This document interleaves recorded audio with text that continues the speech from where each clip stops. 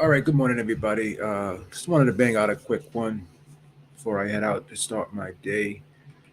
As everybody knows, Eric and I were at the press conference. We participated in that press conference last night that Hasim Rahman Jr. had at about 8:30 p.m. Eastern Time. We were able to get a lot of information. We were able to get his side of the story instead of just having to go off of that press release that Jake Paul and MVP Promotions had released, right? And there's such a thing called, and there's a saying in boxing that the quickest way to get out of a fight is price yourself out of a fight, right? Which is what Jake Paul is trying to imply here, that Rockman was at fault for this fight not coming off. But another way of looking at it too is the quickest way to kill a fight is to make the deal so bad, to make the circumstances uh, surrounding the deal so bad that it's almost impossible for the fighter to accept the fight, right? So it's not only on the onus of the guy receiving the contract, but it's the guy who's also presenting the contract to the fighter, making the circumstances so ridiculous that it's almost impossible for that person to accept the fight. And then they can turn around and say, see, we offered him the fight and he turned it down. And to me, it seems that Jake Paul never really wanted this fight. He just wanted to put it out there that, hey, see, I'm fighting a real fighter, and made the contract and the circumstances regarding the contract in terms of every aspect of this contract was take it or leave it. We'll give you a couple hours to decide. We'll give you 45 minutes to decide. And if you don't take it immediately, then we're going to move on, right? So these pressure tactics, I talked about an unconscionable contract, right? Throughout the whole course of this ordeal, Jake Paul had used extreme pressure tactics against Hasim Rahman, right? It was ridiculous, right? And the whole thing about the weight, the commission were the people who were concerned about the weight. Hasim Rahman never came out and said to Jake Paul's team or said to anyone, I can't make the 200 pounds. I want to change the weight. The commission was monitoring his weight. They were really strictly and stringently monitoring his weight almost daily, right? They were the ones that said this fight can't happen at 200 pounds. It can't happen at no lower than 205. And the commission did not say that the fight can't even happen at 215, right? So once the commission made that decision, Jake Paul's team, according to Greg Leone, who's working with Hasim Rahman Jr., they sent over a contract at around 5 p.m., I think, on Friday. And they said that you have to make a decision by 11:59 or so on whether or not you want this fight. So they send a contract over and they don't even allow Hasim Rahman and his team to review it. Because again, when you send out a contract over to a fighter, you got a lot of people looking at it. You got his managers, you got his lawyers. You don't just sit there and make a snap decision when you receive a revised contract. And there was multiple changes in that contract. So the rehydration clause obviously was going to be changed, right? A lot of things were going to be changed. And to sit there and just send it over and not at least give the guy and his team a day to review it and just expect him to sign it, snap your fingers and just expect him to sign it.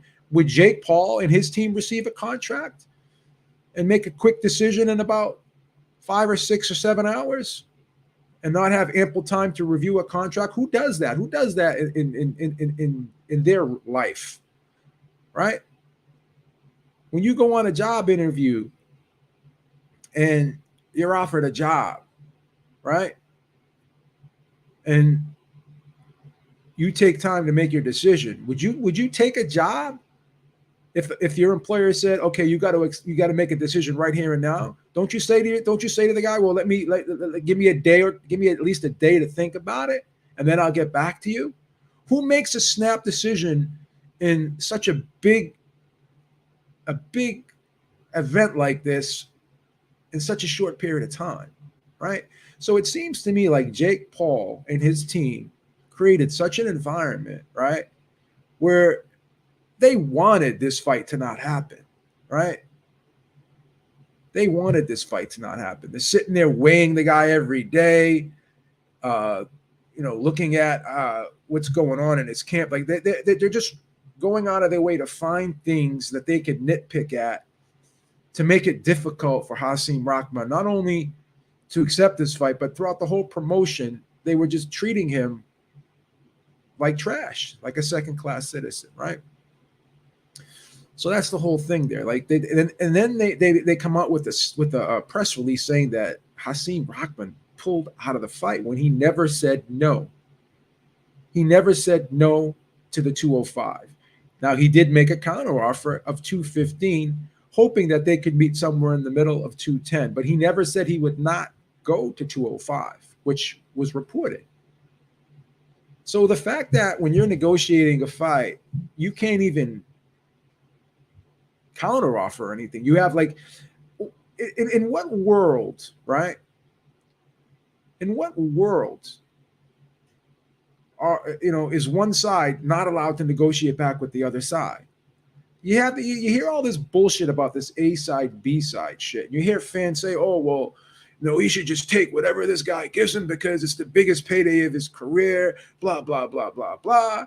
But who in their life, like, you're holding someone else to a standard that you don't even hold to yourself. So when you're going in for a job interview for a managerial job, say you were never a manager before, but all of a sudden, you're in a position where you can get promoted, right? So you're going to be making more money than you've ever made because you're going to be promoted to a higher position, right? So when you're made an offer, do you just accept the first offer that's given to you, or do you try to negotiate? I just don't understand, like, when fans say, "Oh, well, this guy should just take whatever he's given," without even accepting the fact that this is a negotiation. Why can't someone come back and try to negotiate with the person who's giving him the offer? Why was it such a bad thing that Hasim Rahman was trying to negotiate back? Oh, well, they're trying to get more money out of me. They're trying to get this. They're trying to get that. Yes, Jake Paul, it's called negotiation, right? In what world does anyone just get a deal and just take it without having to look over it, without trying to come back with their own counter offer? It's called negotiation. I had the same argument with people with Caleb Plant. Oh, Caleb Plant, he's never been in a position like this before in his life. He's never made this money before. He should just take whatever. Like, again, what is wrong with negotiation?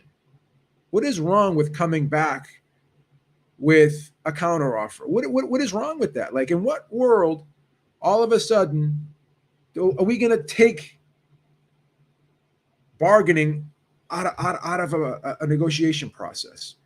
So from now on, the expectation is, if you're the A side, you throw a contract at the B side, and the B side can never respond back with his requests and things that he wants. Yes, everything from now on is, the expectation is take it or leave it. In what world do people act like that? When you go to buy a house and the price is listed at a certain amount, right? You make an offer. You try to get the house for as low as you can, right? If someone says, "Okay, this is the price of the house, take it or leave it," right? And you're not and you're not comfortable with the price, or you may need to think about it and go over your finances, and you need to go talk to your wife or whatever. You need to talk to whoever represents you legally. If this, let's look over this or whatever. Who in their life just makes snap decisions, right? Who just takes what's given to them without reviewing it, without coming back with a counter offer or requests of their own? So just the fact that he came back, right? He came back with a counteroffer of 215. It was already worded that he said no to 205 and he demanded 215, which he did not. Because at that press conference, he said he was willing to come back. He was willing to come down to 205, but he threw the 215 out there in the hopes that maybe they could bump it up a little bit. Maybe the compromise would have been 210, right? But he never said no to the 205, which was being reported. Jake Paul was the one that put the press release out canceling this fight. And then he's saying Hasim Rahman pulled out of the fight and he did not agree to the 205, right? And Hasim Rahman was the one complaining about the weight. No, the commission was the one concerned about the weight. They were the ones that stepped in. They were the ones that really never wanted this fight from the beginning. They thought it was a mismatch. They thought that Hasim Rahman was too experienced for Jake Paul, right? They were the ones that were monitoring his weight so closely, right? You know, Eric said to me, when have you ever seen somebody, right, try to be over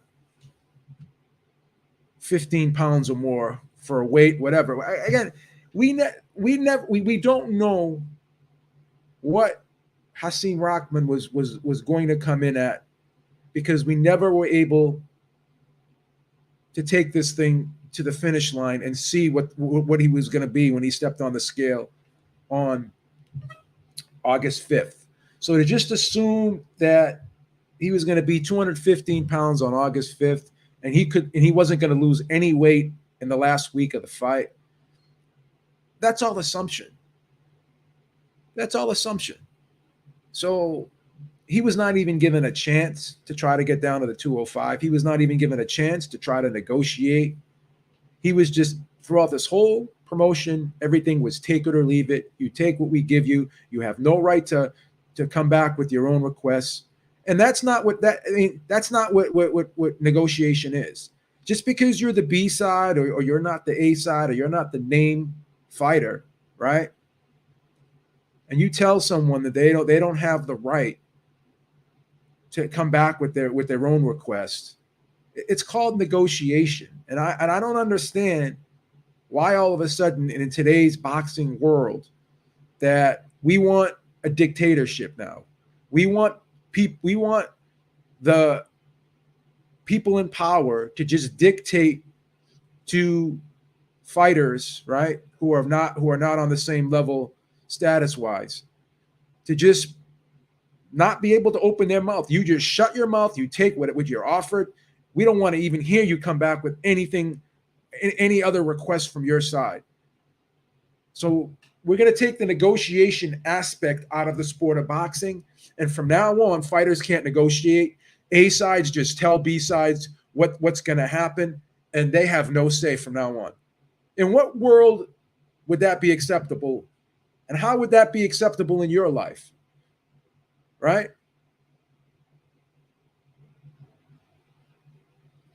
How would you feel if you're sitting down and you're negotiating with a bank over an interest rate? You're trying to refinance a mortgage. Of course, you're gonna try and get that rate as low as you can. What would you say if the bank came back at you and saying, "Well, you've never had a rate as low as this, so just take it. Don't try to get the rate lower." Or you go in for a job interview, as I said earlier. "Oh, well, you've never made this amount before." Okay, but again, I've never been a CEO before. I've never been a manager before. I'm getting promoted. So if the job salary range is a specific amount, right? If the salary range is a specific amount, then you need to give me somewhere close to that salary range. Don't just turn around and say, "Well, you've never made this amount before." Yeah, because I've never had a position of this magnitude. So when people like to say, "Oh, well, this guy's never got a payday this high," or "This guy's never been in an event this big, so he should just take what's given to him." Okay, but you have to also look at the magnitude of the event, right? You have to look at the amount of revenue generated. So this is a bully tactic. It's a strong arm tactic, right? That the A side uses against the B side every time. Well, just take what we offer you because you've never gotten this before. Meanwhile, they're fucking bullying and raping the B side, and they're abusing the B side, right? So look at the percentage difference. So he's getting $250,000 for this fight. That's fine. Why is it so blasphemous that he's negotiating back to try to get more money than the 250? Why is that frowned upon? Why is he looked at as why is he being shamed and insulted not only by Jake Paul but by other people? Oh well who's Hasim Rahman? Who's Hasim Rahman? Well, he's going to be the other half of the event, guys. So if everyone else is getting 500,000, right? Then why can't he try to get as close to that 500,000 as just like everyone else did? Oh, well, he's not Tyrone Woodley. Well, he's not Ben Askren, right? Well, he's not the other guy. He's not this guy. He's not that guy. Well, you're going to give Tommy Fury $2 million based off of his brother, based off of the fact that he's again. Look at all of the concessions and look at all of the sacrifices Hasim Rahman had to make for this fight. Basically weighed 234 pounds when he got the call. And he's asked to lose 34 pounds in about 3.5 weeks' time, right? The press conference was July 12th. And at that time, he said he weighed about 227, 228 pounds, right? And then they weighed him again. The commission asked for his weight on July 28th, and he weighed 216 pounds. So this notion that he was 216 at the press conference and, he didn't train or try to get down or anything like that. When he got the call originally on July 5th or so, he weighed 234 pounds, right? Which was a month away. So he was asked to lose 34 pounds in roughly 4 weeks' time, right? And you don't start training he didn't start training immediately when he got the call. You have to put your training camp together. You got to get a trainer. You got to get the team together. So essentially, he had 3 weeks. If you really want to think about it, to lose 34 pounds, if you're being honest, right? Because when you get the call as a fighter and the fight's being put together, I mean, you could do conditioning work, whatever, but his training camp didn't start probably to the following week or so. So he had roughly, if you want to be generous, you could say he had 4 weeks, but he had, in all actuality, right? He had 3 weeks really to get down to 200 pounds, right? 34 pounds. So like I said, who pulls out of a fight with a week to go if there's not an injury involved or not a failed drug test or something like that? Who pulls the plug on an event? The commission never came out and said that this fight could not be sanctioned at a higher weight than 205. What the commission said was, we will not sanction this fight at lower than 205 for Hasim Rahman. That's what was being said. And Hasim Rahman did not say no to the 205. He just counter-offered back with 215 in the hopes that they can meet somewhere in the middle. And if they couldn't meet somewhere in the middle, he said at the press conference he was prepared to make the 205, right? So this never would have been an issue, this weight, if the commission didn't step in and say it's not safe for him to get down to 200 pounds, right? So and again, everyone who's never made weight before, who's never done a cut, oh, anyone can lose weight, anyone can do this, anyone can do that, it's easy. How the fuck do you know? You've never tried it, you've never done it before in your life, so you're just assuming it's easy because you've seen other people do it. Yeah, but look at the repercussions of other people doing it. You go and you look at some of these weigh-ins at the UFC where you see fighters fainting, right, passing out at weigh-ins, right? So these ridiculous weight cuts need to stop. They need to stop, right? It was very clear what was being done here, right? They were trying to make things so ridiculously difficult and uncomfortable for Hasim Rahman, not only with the requirements for the fight, but also the way they were negotiating. They weren't negotiating in good faith with him. You don't use these high pressure. It's like when you walk into a car dealership and you got this guy trying to sell you a car, and you're being pressured to buy this car, and you're like, well, take it easy, let me think about it. What about this, what about, oh, no, no, no, no, this is the deal. If you don't take it now, then we're going to sell the car to somebody else, or they tell you to put a deposit down on the car, right? And they say, we'll give you 3 hours to let us know if you want to buy the car or not, and if not, we're going to keep your deposit, and then we're going to sell the car to somebody else. Nobody reacts favorable to that. Nobody's going to be like, oh yeah, that's cool. That's essentially what they were doing to Hasim Rahman, and that's not how you negotiate in good faith. They were not negotiating with Hasim Rahman in good faith. They were creating an environment to make it difficult for him, not only in the requirements for the fight, but also in the way that he making him have to make these snap decisions without having his team look over the contracts. And things just aren't done that way in professional boxing. A fight of this magnitude, right? This was a big event. Well, this is the biggest fight, biggest purse of his career. Okay, so because of that, give them the opportunity to have him and his team look over the contract and review it. This is the biggest decision one of the biggest decisions he's ever going to make in his life, right? Losing 34 pounds in 3.5 to 4 weeks time, right? This is a guy who has never fought at cruiserweight in his whole pro career. This is a guy who's I think 31 years old. So you're asking a 31-year-old guy, right, who has fought at heavyweight his whole career, and he's supposed to just make a snap decision on the turn of a dime and not try to come back with a counteroffer. Oh, how dare he try to negotiate? I just don't understand that. So I want all of you guys to be consistent here now. So from now on, just because someone's the A side, they're allowed to just throw a contract at anyone. They could leverage it so heavily against their opponent. They could make it as ridiculously unfair as they want to. And just because that guy's the B side, he's just supposed to accept it.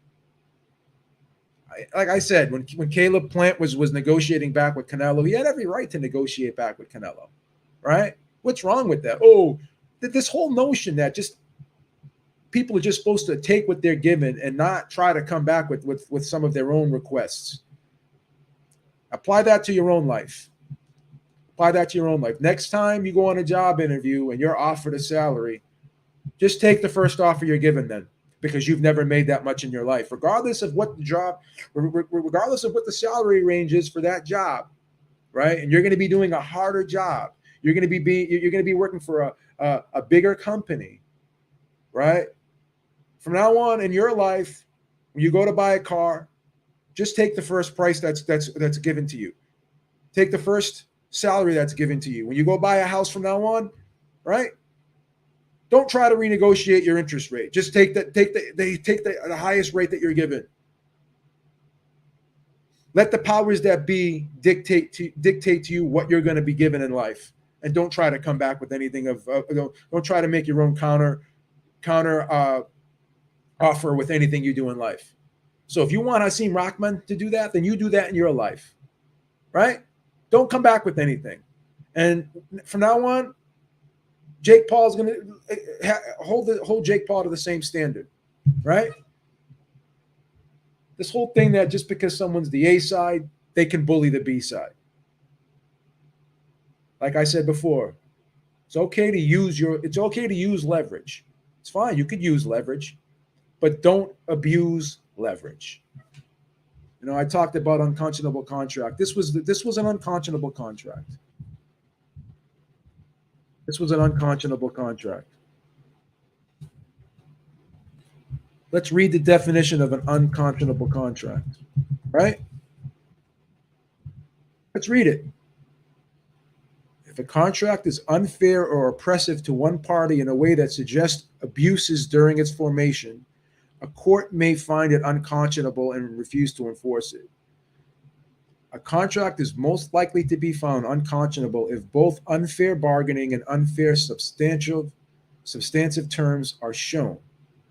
Right?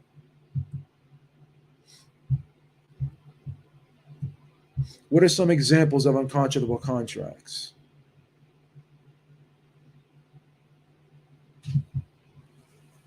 Damage or limitations against the seller, limitations on a consumer's right to seek court relief against the seller, imposition of punitive penalties or fees on the consumer, open-ended provisions that give the seller unilaterally discretion to set, change the price, or other terms.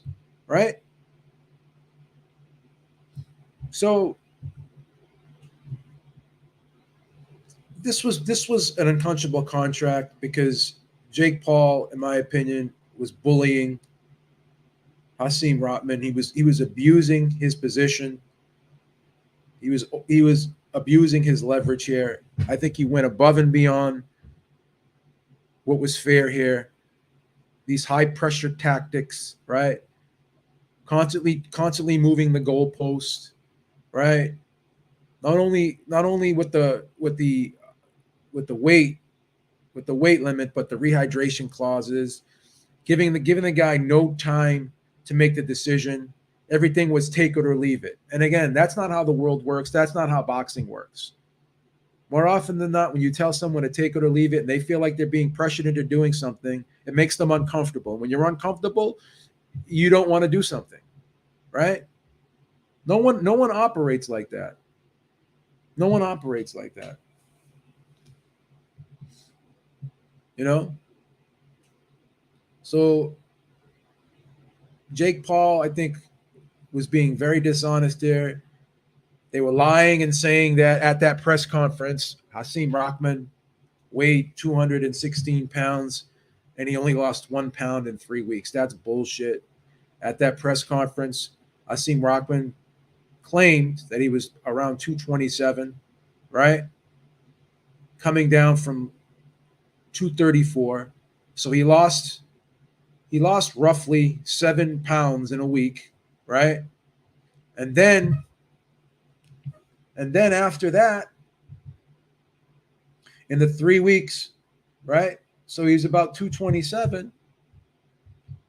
Then he lost an additional 12 pounds. So he lost roughly 20 pounds, right?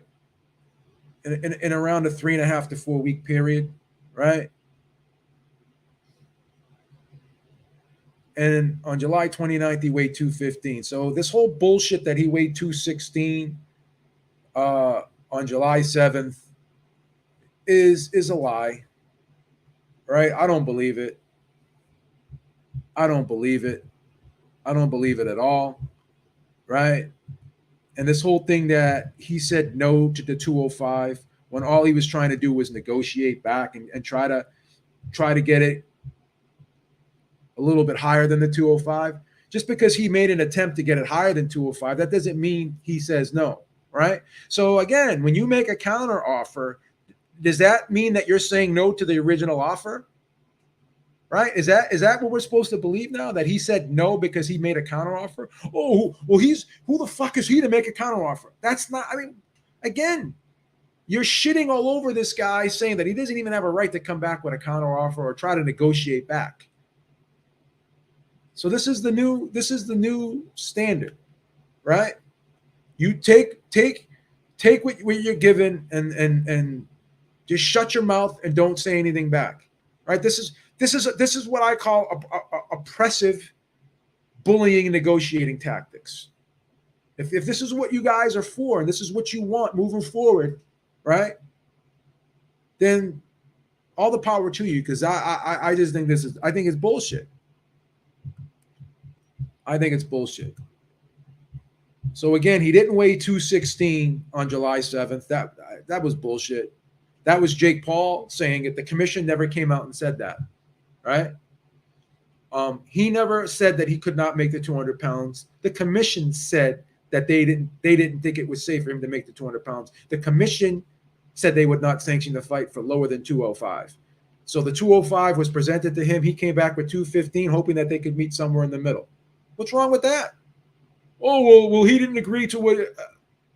Okay, well, the commission stepped in and didn't even allow him to go through with the 200 pounds. So why is he being blamed for that? The commission changed the weight. He didn't demand the weight be changed. The commission demanded the weight be changed. They wouldn't have sanctioned the fight. Oh, well, we sent him over the contract with 205, and he said no. No, he didn't say no. He wanted time to look over the contract. He wanted time to come back with his own requests. And you didn't want to listen to him. You didn't want to give him time to look at the contract. You said, here's the contract, sign it or go fuck yourself. And that's not how things are done. That's not how things are done in the world. That's not how you act in your regular life, right? So don't expect someone else to act like that. Because if you're saying to yourself that Hasim Rahman's supposed to just sign the contract because he's the B side, he's not he's not the name in this promotion, so because of that, he's just supposed to sign whatever's given to him, then that's fucking bullshit because you don't act like that in your life. You don't accept what's given to you without coming back with your own requests in a situation. I know you don't. I know you don't.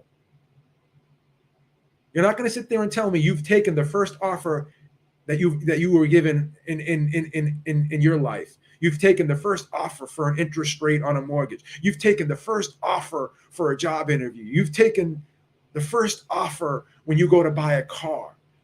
You've never tried to negotiate in your life.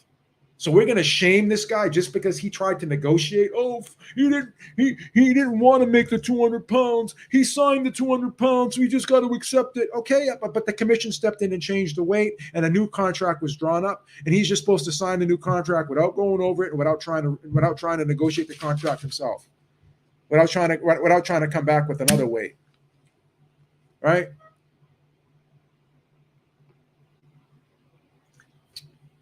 It's called negotiation. You do it in your life.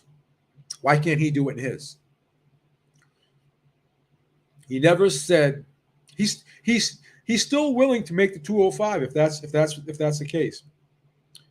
That's what he said. So if Jake really wanted to put this fight on, right? He really cared about everybody on the undercard. He wanted to save this event, right?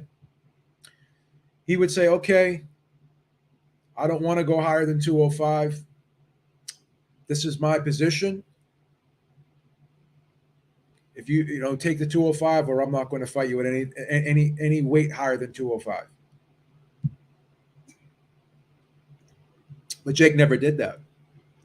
Jake just said, either you accept now, you sign it, you sign the contract, or the fight's off. I'm going to cancel the fight. Hasim Rahman never said no. He never pulled out of the fight. Jake Paul, him and his promotional team, and his promotional company, MVP Promotions, pulled the plug on this fight. It's that simple, guys. So first of all, Jake Paul lied about the weight, right? Because the commission did not confirm that on July 7th, Hasim Rahman weighed 216 pounds. And then he only lost 1 pound. Do you guys really believe he lost? This guy's training. He's in camp. Do you really believe, honestly, think about how stupid this sounds. Think about how stupid this is to try to make someone believe this. That from July 7th to July 29th, he only lost 1 pound in 3 weeks. Right? The press conference was on July 12th. Training camp didn't even start to the following week. He gets the call on July 5th for the fight, right? He gets the call on July 5th for a fight that's scheduled for August 6th, right? The press conference was August 12th. Now, meanwhile, between August 5th and August 12th, he's trying to put his training team together. And they promised him that they would finance and help him pay for a nutritionist and all that stuff, and they didn't come through with that. That's what he said. Right? There's two sides to every story. So he gets the call on July 5th, right? The press conference was the following Tuesday, which was July 12th, right?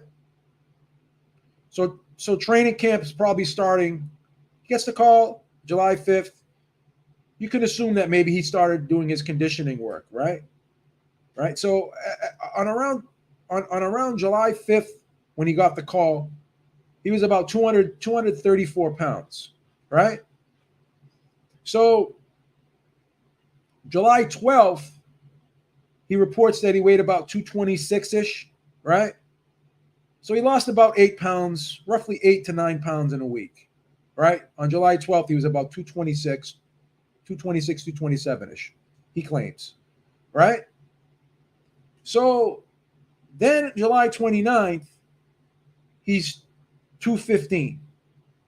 So this whole notion that on July 7th, right, that he weighed 216, how could he weigh 216, right, when he literally got the call 2 days ago? So and he's telling you that he weighed about 234-ish on July 5th, right? So this isn't adding up. So Jake Paul lied about him weighing 216 pounds on July 7th when he didn't even start camp yet. So that you're trying to make us believe that this guy fights April 29th, fights at 224. Then after the fight, he puts on roughly 10 pounds, so he's like 234-ish, right? Then he gets a call. He's not training. He's not doing nothing. Guy just got knocked out. He's recuperating. He's laying low, whatever. He gets the call on July 5th, right? And on July 5th, he's weighing about 234-ish, 230, 234-ish, right? So then we're expected to believe in 3 days he gets down to 216, right?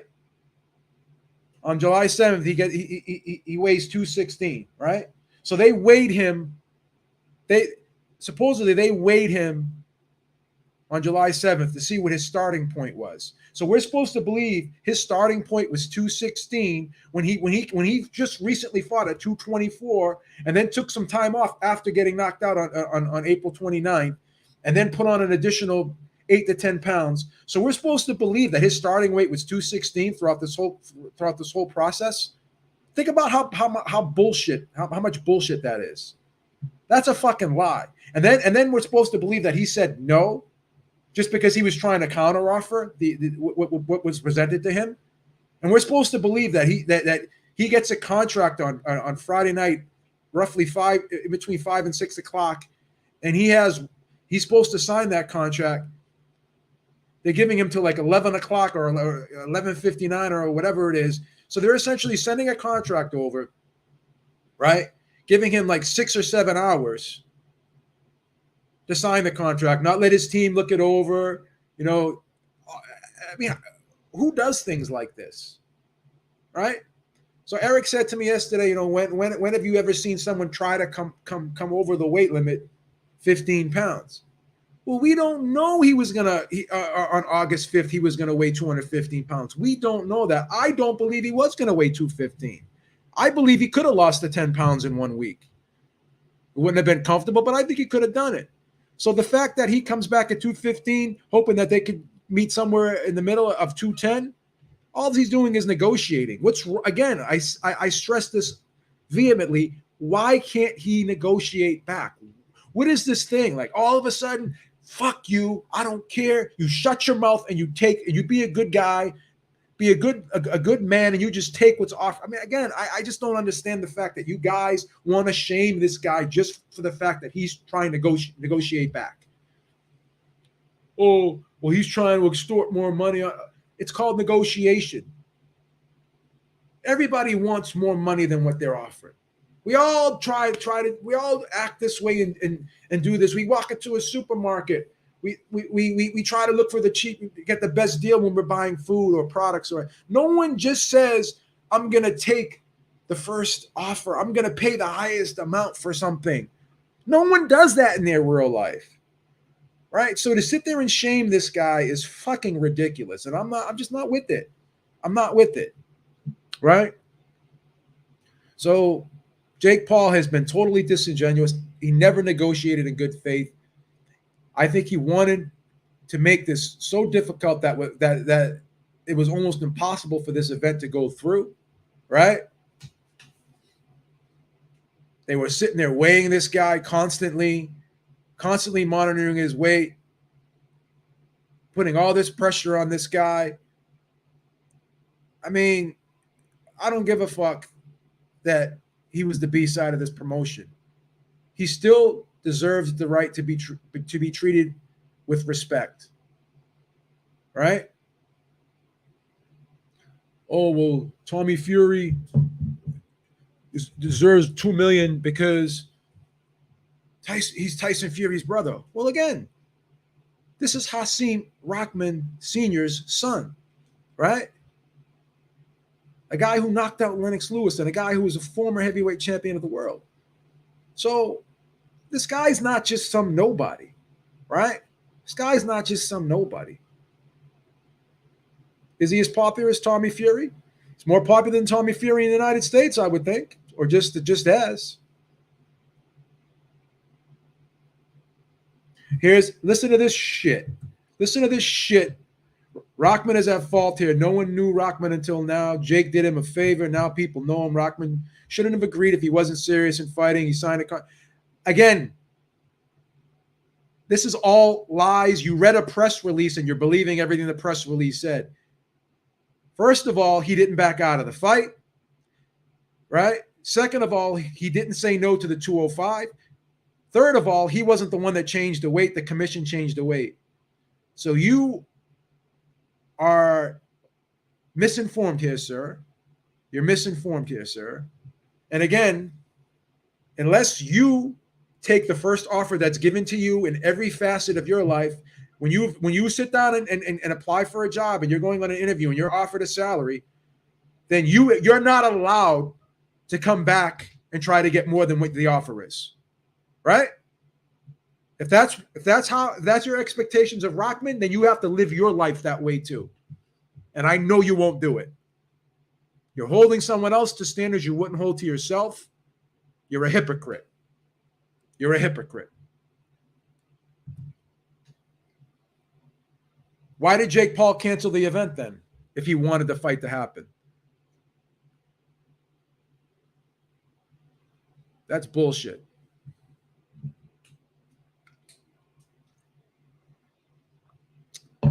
£10 would not have been easy. It's never easy to lose 10 pounds in a week. Don't tell me it would have been easy. I'm not saying it would have been. I'm not saying it was impossible to do. Don't say it's relatively easy. All these guys who've never made weight before, don't sit there and say that it's easy to lose 30 pounds or 34 pounds in 3.5 weeks' time or a month's time. It's not easy. Hasim Rahman is not a fat guy. He's not a sloppy guy. He's already a lean guy. He already has abs at 224 pounds. Don't sit there and tell me it's easy. It's doable. It's never easy making weight. Only people who've never made weight before say it's easy to make weight. I'm not buying that. Bullshit. Bullshit. Hasim Rahman did nothing wrong here.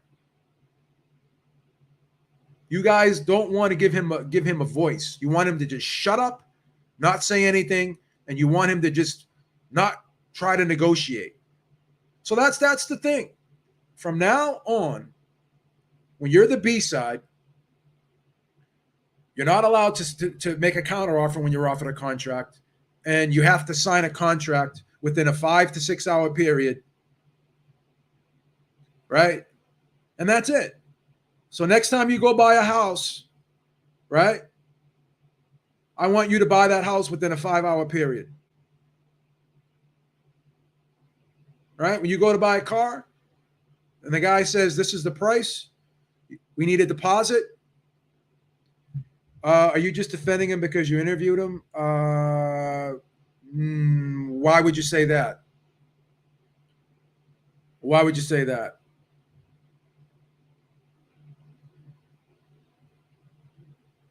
So you're saying I'm biased. So I'm going to ask you a question and reply to me. From now on, you're always going to take the first offer that's given to you, and you're never ever going to come back with your own offer. You're never going to try to counter offer. When you go for a job interview and you're offered a salary, you're going to always take the first offer. That's what you're telling me you're going to do. Is that what you're going to do? So you're a hypocrite too. You're a hypocrite too.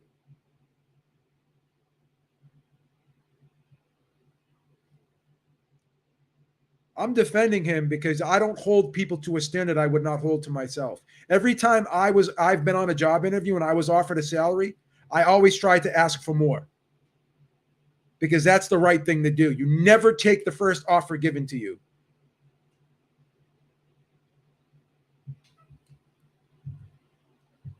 The fact that you defend Rahman ducking, well, the fact that you lie, the fact that you're defending Jake Paul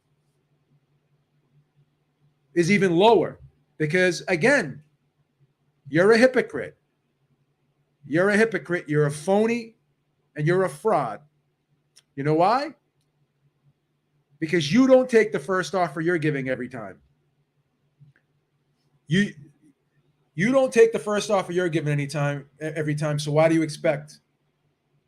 So from now on, you don't believe in negotiations. You think that whatever a fighter's asked to do, he should just do it without trying to come back with his own demands. That's fine. You're defending Jake Paul just because he's popular.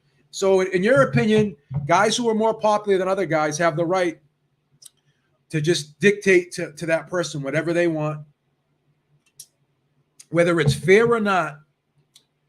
And then you want to bring Nestor Gibbs's name into it, which is a straw man argument. So automatically you're not having a logical conversation with me. You're a fraud. You're a hypocrite, and you lost respect. Jake canceled the fight. I have the press release. MVP Promotions canceled the fight. So you're lying. The fact that you're lying just goes to show that you like Jake Paul because he's popular. So in your opinion, the guy who's more popular, automatically we got to side with the more popular guy. You're a mainstream guy. You're buying into the whole Jake Paul thing. The fact that you're defending Jake Paul is even lower, right? That's the fact. You're defending Jake Paul. That's even lower. You're a fraud. I'll call you a fraud to your face. I'll drop a link, come on here and tell me that you've taken the first offer that you've been given in every facet of your life. Tell me that you've never came back when you were offered a job to try to get a higher salary. Tell me you've always taken the first interest rate that was given to you when you purchased a car or you purchased a house. Tell me that. Tell me that you've never tried to buy something at a lower price than was listed. Tell me that. Come on here, show your face, and tell me that you've accepted every offer that you were given without trying to counteroffer yourself. If you've never done that, then you're a fraud and you're a hypocrite and you won't be respected.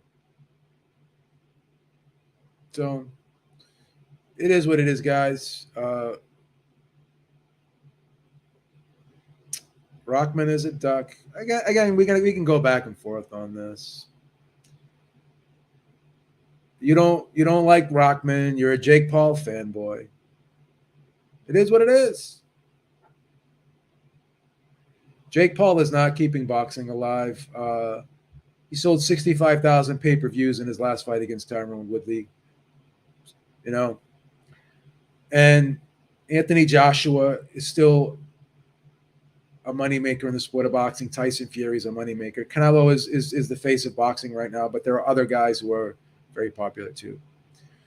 Yeah, so we're gonna ignore the trolls right now because we know Jake Paul never wanted this fight. We know Jake Paul canceled the event with 1 week to go. So it is. Again, you weren't you're not true. He said he would fight at a weight. No, the commission changed the weight to 205, and he never said no to 205. It's called negotiation. Again, this is from you're telling people that they're not allowed to negotiate. So negotiation is going to be taken out of the sport of boxing. Remember that. Remember that. So just because you're not well known, you lose the right to negotiate when you're made an offer. Okay, that's your stance. You believe that? You believe that. I disagree. I disagree. From now, so just because Jake Paul is more known than Hasim Rahman, that doesn't give Hasim Rahman the right to negotiate. So we're just telling fighters they can't negotiate. You can't negotiate anymore. Once you're the B side, you take every offer that's given to you and you don't come back. Okay, if that's your stance, that's your stance. So because you're trying to make a counter offer to an offer that you were given, that means you're saying no. Okay. If that's the new standard, then that's the new standard according to you. I disagree with that standard. That's fine.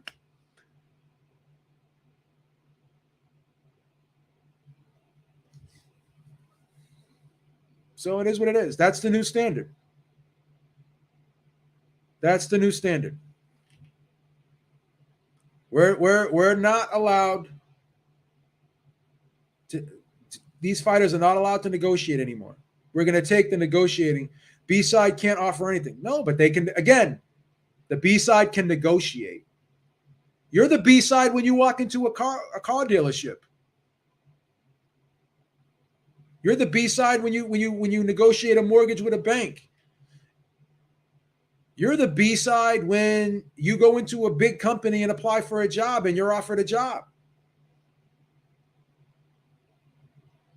You're the B side in all those situations.